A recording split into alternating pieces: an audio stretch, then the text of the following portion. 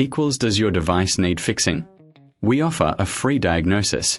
We pick up and deliver right to your door, no calls or travel needed.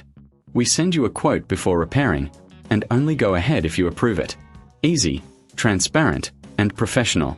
Link in description. Start by gathering your tools, a Phillips screwdriver, a can of compressed air, and a soft cloth. First, power off your Lenovo ThinkPad X1 and unplug it. Remove the back cover by unscrewing the screws. Keep them in a safe place. Once the cover is off, visually inspect the internal components for dust and debris. Use the compressed air to gently blow away any dust from the fans and heatsinks.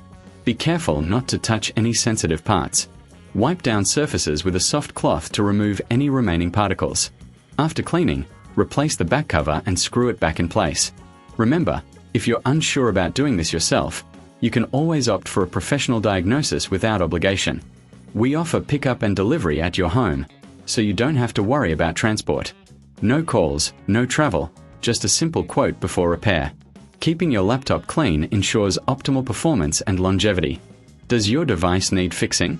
We offer a free diagnosis. We pick up and deliver right to your door, no calls or travel needed.